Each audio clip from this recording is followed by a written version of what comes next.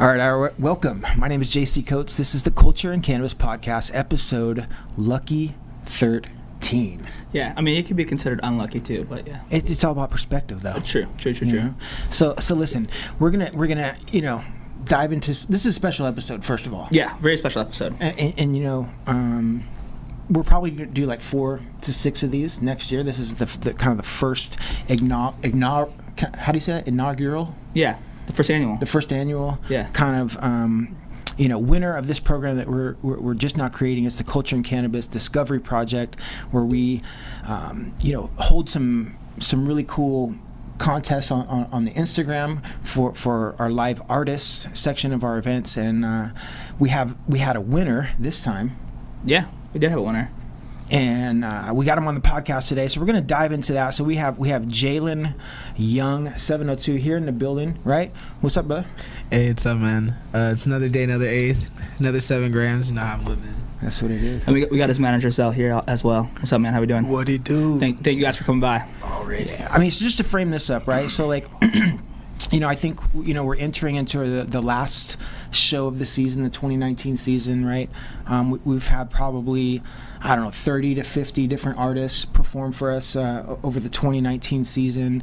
And we're ending it with who? We're ending it with Mike Jones. Yeah. Hey. So I mean, I mean, if we're gonna end it, if we're gonna do it, let's do it. Let's do it. You know what I mean? Let's bring Texas out to Vegas. What's good?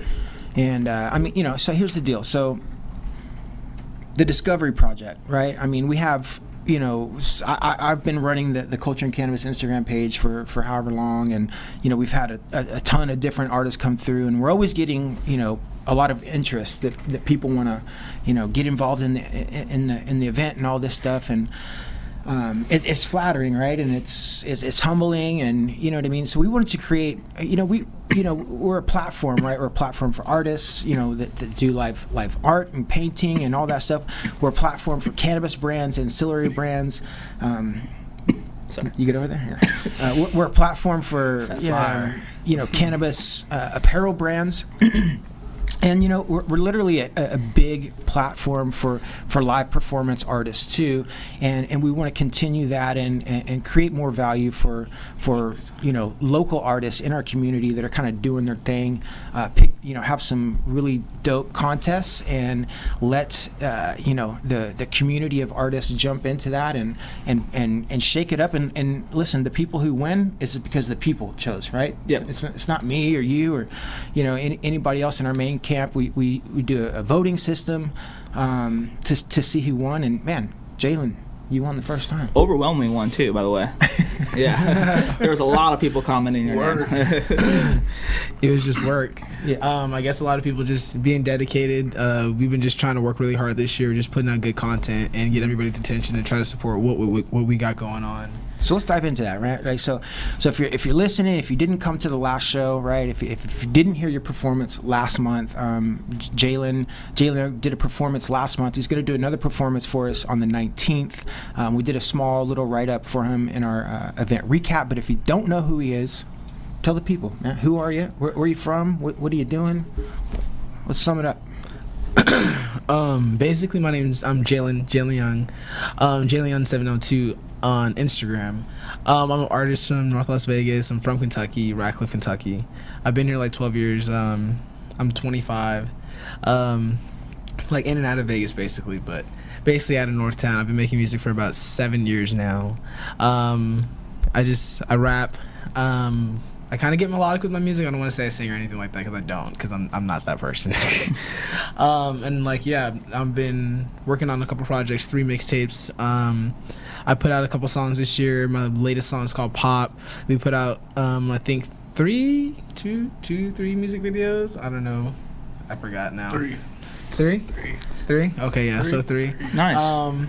And we just kind of I'm independent, obviously. And I'm from Vegas, and we just kind of just do everything independently. Shirts and everything. We made these shirts. It's more than music. Backpack money. You already know how we living. You know how we moving around in here. Shout out Northtown. Hey. Shout out my mom. Nice. I mean, that's dope. You got some movements. You got some different things surrounding you. What's backpack money? Yeah, let's talk about these T-shirts. So give the meaning behind it. So basically, with More Than Music, I would say it's basically like the label. That's me. Shout out the label. So basically, that's what I named like my second mixtape, and that's how I kind of went with that idea. And then Backpack Money was kind of just something I kind of came up with. It's kind of like a lifestyle. I was kind of like, all right, so it's something I really thought about, and I kind of put on shirts, and I was like, all right, so like Backpack Money, because I was like, I was doing what I was doing, I was just making money, I was just putting money in a backpack, and I was like, for sure, all right, so this is Backpack Money, and that's just kind of what we were doing, and that's why I started just going with that. Yeah, dude, I feel that Backpack Money life. I feel like you and me be on that Backpack Money life every day, cuz Exactly. That shit's crazy. And a lot of people have backpacks. That's a good idea. Yeah. Well, I mean, you know, we're working in the cannabis industry. We're all working in the cannabis industry, right? I mean, hopefully some of this changes pretty soon, but yeah, I mean, it's a cash industry. I know, it is. I know I used to get, you know, monthly checks, but they weren't really checks. They were envelopes with a lot of cash, and in the backpack she would go. Yeah, nice. Yeah, I just not too long ago recently got paid from a cannabis company in 5s and 10s, and it was not a small amount of money, so it was a lot to carry around in the backpack for a second there. Yeah, exactly. And sometimes it just be crazy sometimes. Yeah. I mean, fat stacks don't fit in your back pocket. No, they don't. You have to put it in a backpack. No, they don't. They don't at all. So you guys are in the industry though. What are you guys doing? Budtenders. Both Budtender. Yeah. And so you think you know, being in the, you know, dispensary scene is helping with the music, right? Like kind of being in that culture. Yeah, definitely. Since I do smoke and we both smoke or whatever. Yeah. You know, definitely it's dope. I mean, you know, legally selling weed basically. You know, just talking to people constantly about weed, and then just it's like, yo, I smoke this. You want to smoke this too? Or like, you know, I smoke this while listening to myself. So like, you should do like the same thing. Do you have any favorite? Like, what are you smoking on right now? Any favorite brands? Like favorite brands. I could dive right into that. Yeah, I mean, like for like, you mean like growers, or you mean like? Yeah. Okay. So like, what, you know, I saw you on Instagram smoking like a backwood to some SZA. Oh, Tasty Farms. It wasn't a backwood. I don't smoke backwoods. Oh, don't smoke backwoods. I mean, like I'll smoke a backwood. I don't want to say I'm against backwoods. Like, just like I gotta put an eighth in it. Like the whole thing. Yeah, I gotta put a whole thing in it, And which is cool. Time like that. I have time like that all the time. But I mean, I smoke White Owls. Oh, White Owls, okay. Yeah, just because I be on the go all the time, so I feel it. I can feel like I just roll faster with White Owls, and I mean backwoods are dope too. I mean, like if I'm gonna be somewhere chilling, like we can definitely like smoke a backwood or whatever. Yeah, you need at least an hour for a backwood. And then like I feel like a lot of people like, well, never mind about, but just basically I feel like backwoods are straight though. So what were you smoking when you got here? Basically I was smoking on what was it?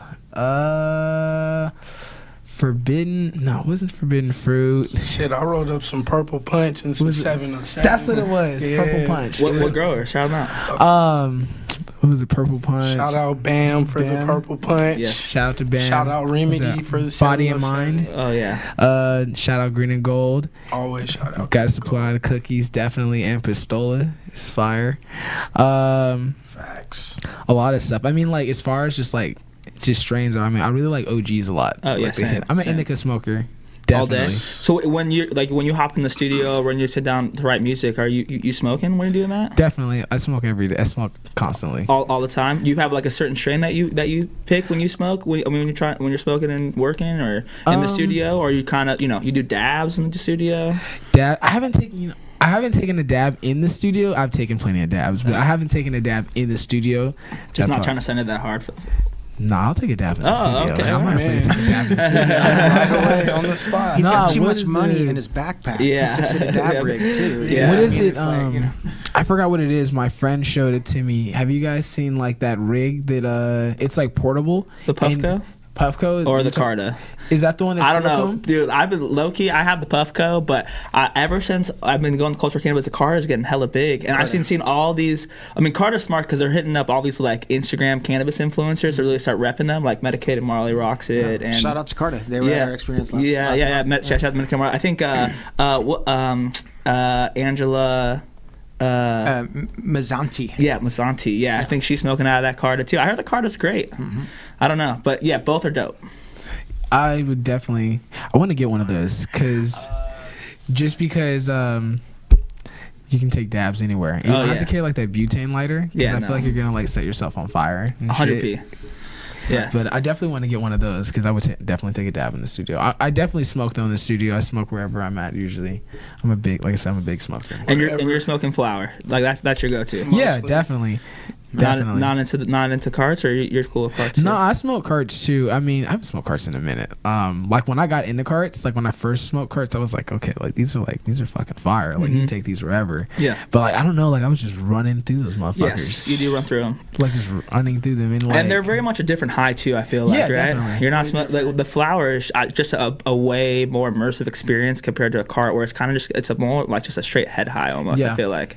Definitely. To me personally, I mean, someone probably knows the science on that could probably explain that better. That's really how it feels, though. Yeah. I mean, those are dope for definitely being on the go, and you don't smell like weed if you need to be somewhere and not be smelling like weed. Professional setting, just in case you're at the office and you want to get high. If you're in court, you Like have to me. hit it real quick. Yeah. Exactly. Yeah. Like, that's Hold my on, good life. Judge. I can't smoke blunts at work. So anyway, so let's switch it up here. Let's switch some gears. We've established that you're a performer. We've established that everybody here smokes a weed. Yeah. That sounds like a lot of weed. Good amount. But I mean, I think what what you kind of represent, from the outside looking in on a bigger scale, right? Is a generation that's able to kind of, create in a different way. I'm 43. How old are you? I'm 25. 25. So we're about a full solid generation apart, right? So like when I was 25, it was just different, right? So and I think the generation that you're in right now, I just love it, right? Because you guys you're creating at such a fast pace. You're kind of taking your own life and opportunities into your own hands, right? It's none of this like get discovered, or I'm looking to get a deal signed. You know what I mean? You're just kind of moving on at your own pace, right? Let's talk about it, right? What is your creation process like? What do you think about it? Well, basically, like I said, I've been making music since I was like 17, and I put out my first mixtape right after I got out of high school, and I was already going to just a regular studio and everything like that.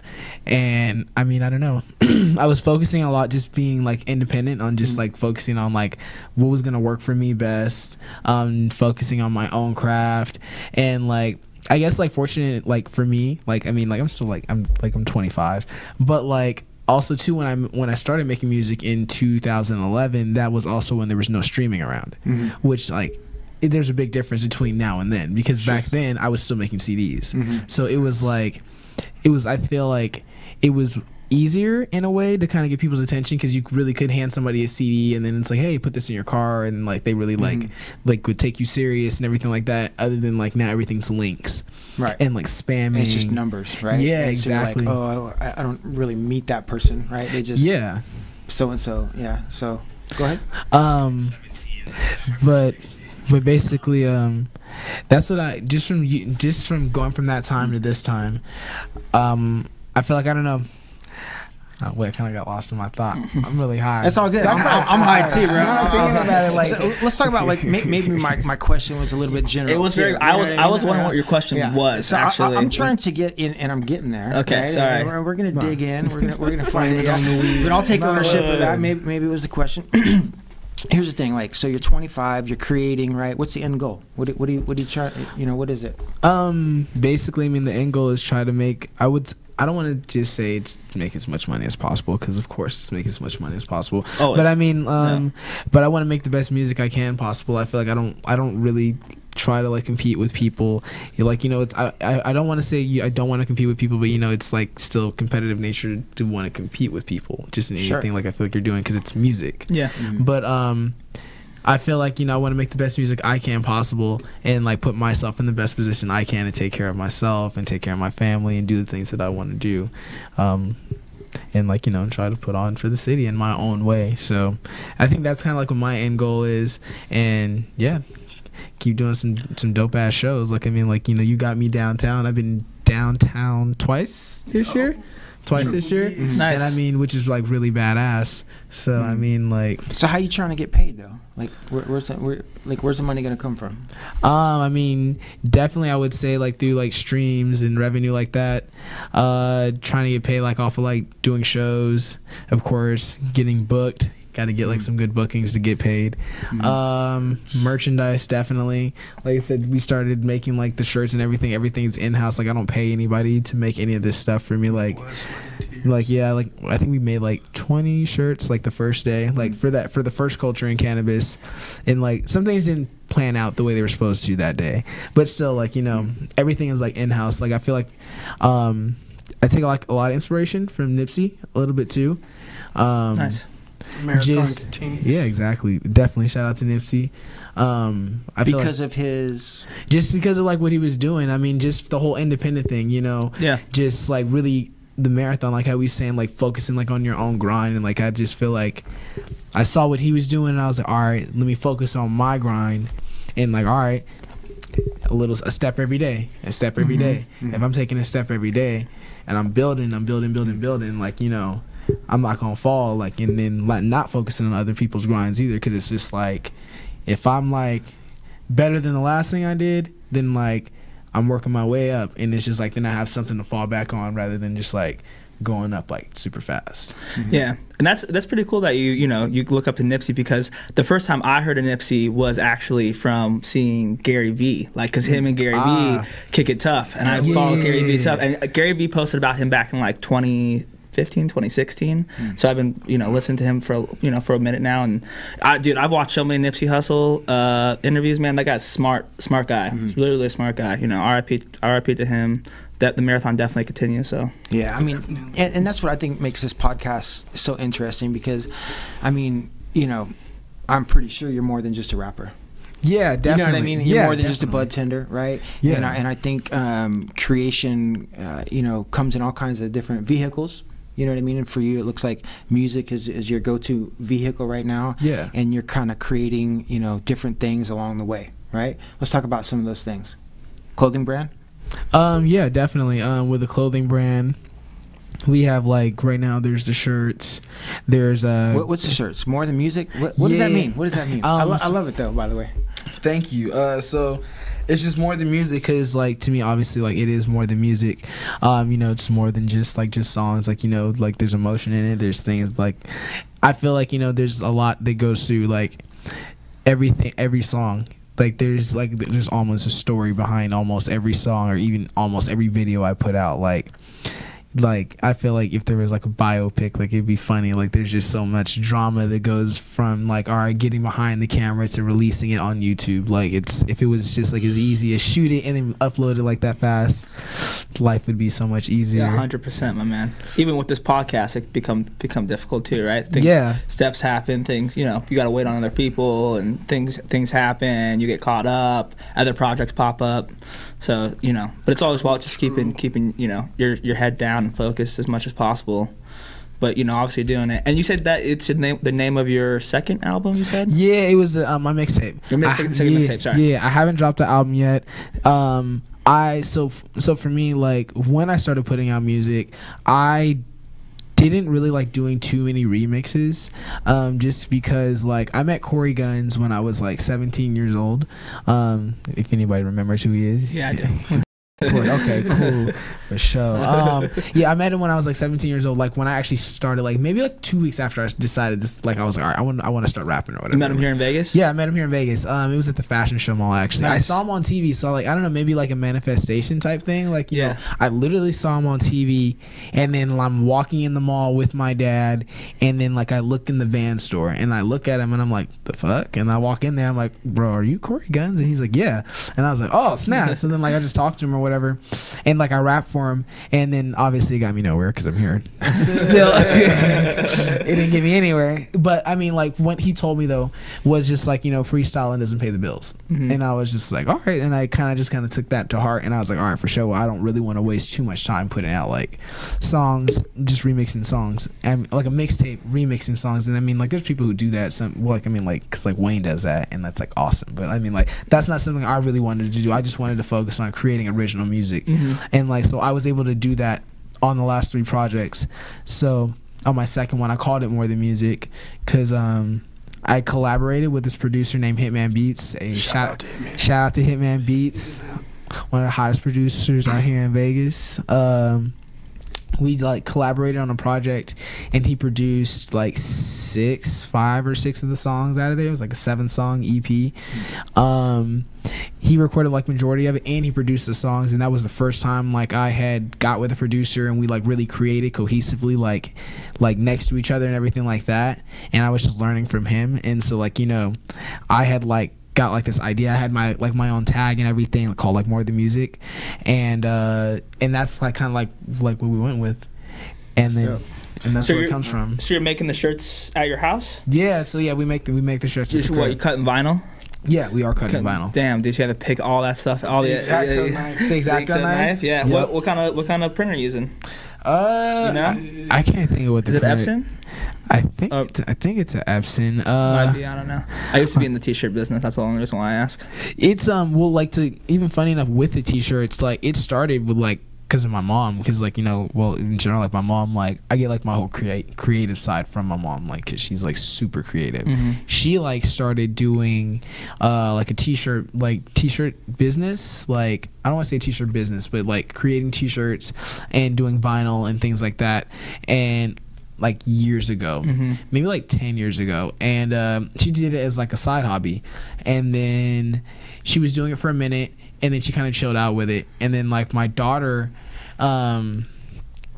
last year when my girl got pregnant, my mom, like, you know, got really excited about this, so that got her into like wanting to create all over again. So like she broke out like the printer, the press all over again, and then she like just started creating, and I was like, okay, like, you know, we had like, when I had like CDs, we had pressed like on the CDs before, like on the More Than Music CD, we had pressed on it, and I actually had CDs with like my own label on it. Nice. So like I was kind of like, all right, so if I can create my own CDs, I can create my own like t-shirts. I was thinking like, well, might as well go back to that, like that idea, and that's kind of like what got me into like t-shirts all over again, basically. I kind of like had to tie all that in. No, that's good, dude. That's what I wanted. That's a good story. But basically, yeah, just basically, I guess, you know, really shout out to my daughter, because, you know, because of her, that's like inspired the whole thing to like get this rolling again for doing the t-shirts. But that's basically what it is, More Than Music, because it's More Than Music. I would like to say it's like basically like my own like little label that I'm doing. It's just me, obviously, because if you go on Instagram and like you look at my music or anything like that, everything is More Than Music. If you look up even my current releases, it says More Than Music Records at the bottom of it, except for Truth Be Told, that was released under Full Circle. That was like a different label. But yeah, that's dope. That is dope. Yeah, I mean, this is what I love about, you know, your story and what you're doing right now. And don't worry, Tony, I'm getting to a question. I'm gonna give you a setup here. So I mean, there's probably, you know, there's probably a lot of artists watching, right? By the end of this episode, it'll probably reach, you know, I don't know, 10, 15,000 people. Yeah.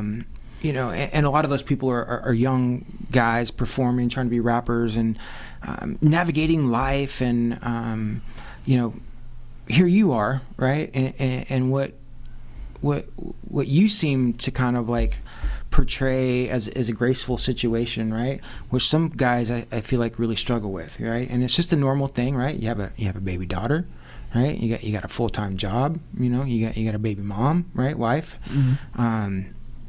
And then you have your side hustle, right? You have you're trying to get to. You said hustle, not hose. You know. So, you know, yeah. Don't kill us when we get him in trouble out here, JC. Come on, bro. Side hustle. You know what I mean? So I mean, it sounds like your side. I call it your side hustle, right? It sounds like it's really got most of your focus, right? The music and the T-shirt, right? But you have the daughter. Mm-hmm. You have you know, your wife. Is there you know the She's my mother. She's my girlfriend. Yeah, your girlfriend. Yeah, sorry. Right? Yeah, I have a girlfriend too. Right. You know what I mean. So it's an interesting dichotomy. You know what I mean. Sometimes, like when I was younger, and still today, it's like, I got to pay the bills, and I got to take care of my kids, right? But my heart is pulling me in this direction, right? I want to be this. I want to be more, right? I want to succeed in music and all this stuff. And you seem to kind of like really be, doing all of it at the same time pretty gracefully, and maybe that's just my opinion. Maybe it's a little bit harder on the inside, but it really seems like you're pulling it off in a graceful way. How do you kind of compartmentalize all these different things to give your kind of daily workflow to where you have enough energy? I guess it's a balance, right? The workflow balance. Shit, man, I don't sleep. I mean, do you even think about it? Like, do you struggle with it? Yeah, I definitely struggle with it. I would definitely say, I don't know, I just try to I have my days where I don't know, I try to wake up, and I think it just started with I don't know, honestly, I just tell myself that I'm the greatest every day, not to even sound cocky, it just goes back to being in high school. I don't know, I had a teacher. Is there a voice saying that you're not the greatest, and then you have to say, no, I am the greatest? Nah, cause that motherfucker would be crazy. But no, just self-practice of just telling myself just to be positive, just practicing positive energy, just practicing that on myself. I don't know, I try to wake up every day and I just try to tell myself you just gotta go get it. You just gotta go get it, because it's every time I feel I take that little step or that little risk to put myself in a better position, it's not even about financial gain, but it could just be a network gain or just something that puts me in a better position or a better place at a better time. I don't know, I try to take all that in as a win. So I don't know, I try to move that way. Even with all that stuff, I don't know, it is hard, because I'm a Budtender, and then I'm also at the radio station too. Oh, what radio station? Yeah, I'm over at 97.5. Oh, nice. What are you doing over there? I'm a part of the promotions team over there, on the street team. Nice. Yeah. Shout out to Chris Cash. Oh, okay, yeah, shout out Chris Cash. Yep. So I'm all over the place. At night, serve in the north, and then during the day, I'm trying to make music and live my life. I don't know, I try to stay focused on my music a lot, and which requires me to be away from my daughter sometimes, and I have a lot of family support, which allows that to happen too. And even on that, for fuck anybody who has anything to say about your family supporting you and anything because people are trying to hate and be oh, your family trying to help you with your kid, that's a blessing, 110 straight up, dude. 110%. I have a whole daughter, I don't know, not even on a side tangent, even with that, no, I feel that, dude. Let's talk about the haters. Yeah, dude, straight up, dude. I mean, how do you deal with the haters? I think we get haters, right? All the time, bro. It's almost I didn't have haters for a long time, but then when we started knocking some W's up, it was crazy. When they started popping up, you know what I mean? And we always felt our intention was always in the right place, but haters are gonna come anyway, right? Exactly. So it sounds like maybe you've had a few encounters. How do you deal with it? I kind of just take them in stride. Honestly, that's how it is. I kind of just take them in stride. How dare you having a great family? Yeah, exactly. Yeah, exactly. My fault. I have a good. Yeah, my fault. Yeah, why are they so supportive? My fault. My mom loves me, and I love her too, and I love my daughter. As a guilt trip. Yeah, I'm trying to guilt trip my dad. Exactly. It just But that's what I try to do, and but even with that, I don't know, I try to just stay focused on the grind and the bigger picture of things, because I know what I want to do. It's even being a kid, I always said I always felt I wanted to be a star or be something big, and it's and I've always had that feeling, always had that feeling, and I feel it's just been something it's hard to explain to other people who don't feel that way. So it's just oh well, I gotta get up and I gotta go to the studio. I have to go do this, or I have to go do this show, or I have to go do this, or I have to write this song, or I have to be patient with this videographer. but or all that stuff. Damn.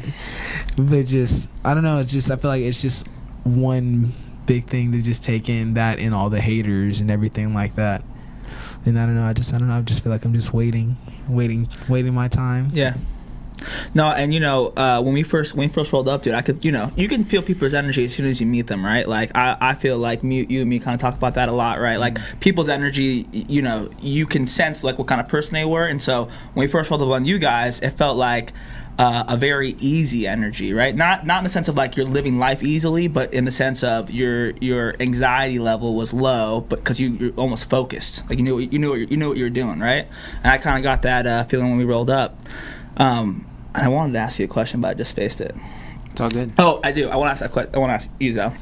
So, as his manager, what are you most excited about, and where do you see his like very, very big strong points and stuff that you think that you guys need to work on? So the first thing, I'm most excited about other people hearing his music and feeling what I feel when I hear it. From the first time I turned on Truth Be Told, from the very, very, very first time I played it, I was playing 2K19, and I turned it all the way down, and I played it, and I was like, let me give it a listen. And I listened to it, and I was like, what am I listening to? This is great. I called one of our mutual like associates, and I was like, have you listened to Jalen for real? He was playing 18 too, just so y'all know, because 19 just came out. So that way, my bad. That way he not capping. No, yeah, you're right, because there's no caps in Jalen's raps. So I was playing 18, and I called up one of our friends, and he was like, I told you. And from that day, like, I think I seen him 2 days later, and I was like, look, bro, let's get to this. Yeah, start scheming. Let's get right to it. Whatever you need, we're gonna find a show. If I gotta call, if I gotta email, if I gotta walk over there and find the person and ask them, talk to them, whatever it takes. So I just want people when they actually hear it to understand that, like, okay, I see why he did that, why he sacrificed this and that, because like it's good music. It's like quality music in the time of mumble rap. I hate to say it like that, but in the time of trash, it's something good, and it's like, it's amazing. And so what strong points do you see of Jalen that you think that's what's going to propel him? Smile real fast. That is a good smile. This is what I say every day. I be like, caught in the web. Yeah, dude. Caught in the web. Yes. A photographer would have a great time that's with you. all I see. Anytime I'm around Jalen, anytime if he smiles, everybody's like, oh my God. And that's like speaks volumes. That's like one of the first things you see when you meet somebody. True. Are they smiling? Okay, they're smiling. Are all their teeth there? Okay. and then you're like, wow, this is a nice smile right here. And that's like, for the type of music he makes and the smile, it like goes hand in hand. 100%. Yeah. I completely agree with you. That's like, oh, he doesn't say bitch a lot. That's That's good, actually. That is good. Yeah. It's dope. Well, I think we're wrapping up here. Yeah, I mean, I just want to say one more thing. Okay. Congrats, right? Yeah, fucking congrats, dude. Word. And we appreciate you participating, with us. The first Culture and Cannabis discovery project, right? And we'll do this, like I said, 4 to 6 times next year, and hopefully we'll, be able to get some solid, artists together and create a community in that place. And man, we're just happy that you'll be here. And I just, last thing, your story of being a driven person, right, it just speaks to me, and I know it speaks to Tony. 100p. We're both like driven people, and we have our sources of creativity, and that's what we are kind of at our core at Culture and Cannabis is creating that platform for artists, performers, people in the cannabis industry, community causes, nonprofits. We want to be there for those people in our community, and man, thanks for being a part of the first one. Yeah, that shit was fucking awesome. Like I'll definitely keep coming back. I mean, like, I love weed, and then like I was saying before, just I feel like almost anything like at the industry and even being at that event was like history, because I mean like every single time like you do one of those, like that's like history, because like niggas was going to jail. Niggas was going just to a jail few years ago. Because I mean, Just a few years ago. like no cap. Still in jail. Yeah, people still in jail. Still in jail. Still in jail, dude. You know Yeah. what I mean? Like, and we out here doing With felonies. like shows. Felonies. Crazy. And Crazy, we out here man. doing shows. Selling it. Selling, Yeah. On the talking regular. about weed, Yeah. talking about we got it like that. Selling Like, pounds every night. Yeah. So I mean, like, it's dope. It's super dope. This is dope. Yeah. And we're definitely gonna have you back on the podcast in like 6 months to a year from now and see see your progress and see where you're at. You might be too big for us by then. No, definitely. It might cost a little money to get him on the show then. Well, I We probably definitely have to come- just do a calendar invite. Calendar invite. Yeah. Hey, man. Set up the dates. Take us out, Tony. Cool. So the Culture and Cannabis last event of the year, bro. It's gonna be on October 19th at the Grand Citrus Pool, people, downtown Las Vegas. And who's gonna be there, JC? Mike Jones. Who? Mike Jones. Jalen. Who's gonna be there? Mike Jones. Mike Jones is gonna be there. Jalen's gonna be there. Have tons of artist vendors, brands, cannabis brands, really good time, really beautiful people. History will be made. History will be made, as Jalen Facts. said. We're making history. October 19th, the Grand Citrus Pool. Come out, come see all of us there, and we'll have a great time. I'm Anthony Lee. You can find me at Full-Time Tony on Instagram. It's my guy JC Coates _JC_Coates. That's it. And then Jalen Young 702. Yep. And then Dreadhead Keith Sweat. yes, bingo. And that's the Culture and Cannabis podcast. We'll see you guys next Thursday. Peace. Peace.